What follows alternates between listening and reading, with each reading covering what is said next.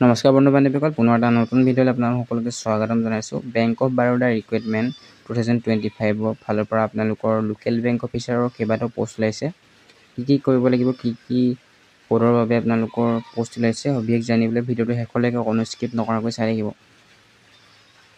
Bank of বাৰোদা ফালৰ পৰা post কেইটা ওলাইছে। আপোনালোকৰ লাষ্ট ডেট থাকিব 24/7/2025 পৰ্যন্ত।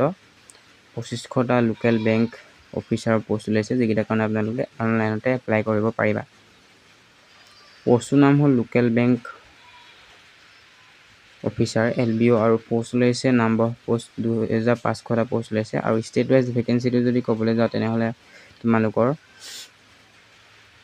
অৰুণাচল প্ৰদেশত ওলাইছে আপোনালোকৰ 6টা ভেকেঞ্চি, অসমত ওলাইছে 64টা ভেকেঞ্চি, মণিপুৰত ওলাইছে 12টা ভেকেঞ্চি, মেঘালয়ত ওলাইছে 7টা ভেকেঞ্চি, মিজোৰামত ওলাইছে 4টা ভেকেঞ্চি, নাগালেণ্ডত ওলাইছে 8টা ভেকেঞ্চি, ত্ৰিপুৰাত ওলাইছে 6টা ভেকেঞ্চি, গোৱাত ওলাইছে 15টা ভেকেঞ্চি, গুজৰাটত ওলাইছে 1160টা ভেকেঞ্চি, জম্মু এণ্ড কাশ্মীৰত ওলাইছে 10টা ভেকেঞ্চি, তাৰপিছত কৰ্ণাটকত ওলাইছে আপোনালোকৰ 450টা ভেকেঞ্চি, কেৰালাত ওলাইছে 50টা ভেকেঞ্চি, মহাৰাষ্ট্ৰত ওলাইছে 485টা ভেকেঞ্চি, উৰিষ্যাত ওলাইছে 60টা, পঞ্জাৱত ওলাইছে 50টা, ছিকিম, তামিলনাডু, ৱেষ্ট বেংগল এইবিলাকতো পোষ্ট ওলাইছে।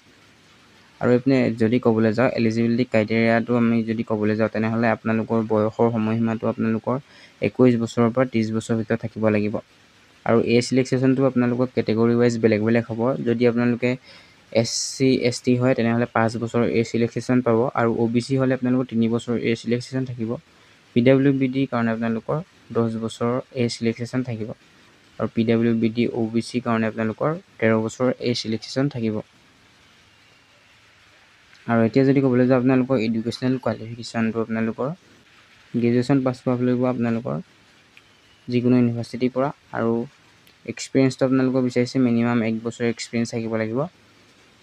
আৰু লোকেল লেংগুৱেজ প্ৰফিচিয়েঞ্চি মানে আপোনালোকে যিখন ষ্টেটত কাম কৰিব বিচাৰে সেইখন ষ্টেটৰ আপোনালোকৰ লোকেল লেংগুৱেজ জানিব লাগিব। যেনেকৈ যদি আপোনালোকে অসমত কাম কৰিব বিচাৰে তেনেহ'লে আপোনালোকে অসমীয়া ভাষাটো ভালকৈ ক'ব, লিখিব আৰু ভালকৈ বুজিব পাৰিব লাগিব। আৰু এপ্লিকেশ্যন ফিজটো আপোনালোকৰ কেটেগৰী ৱাইজ বেলেগ বেলেগ থাকিব। PWBD কাৰণে আপোনালোকৰ মাত্ৰ 175 টকা এপ্লিকেশ্যন ফিজ, SC ST আৰু ফিমেল কেণ্ডিডেটৰ কাৰণে আপোনালোকৰ 175 টকা এপ্লিকেশ্যন ফিজ থাকিব। আৰু UR EWS আৰু OBC কাৰণে আপোনালোকৰ 850 টকা এপ্লিকেশ্যন ফিজ থাকিব। আৰু এইটো পদৰ কাৰণে আপোনালোকে কেনেকৈ এপ্লাই কৰিব, আপোনালোকে মোৰ ভিডিঅ'ত থকা ডেছক্ৰিপশ্যনত থকা লিংকটোৰ জৰিয়তে আপোনালোকে এপ্লাইটো কৰি ল'ব পাৰিব। আৰু ভিডিঅ'টো যদি ইমানলৈকে চাইছে তেনেহ'লে ছাবস্ক্ৰাইব কৰি থব বুলি আশা থাকে।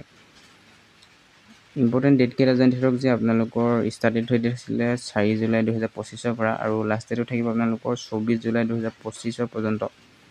ভিডিঅ'টো ইমানেই আছিলে। জয় অসম।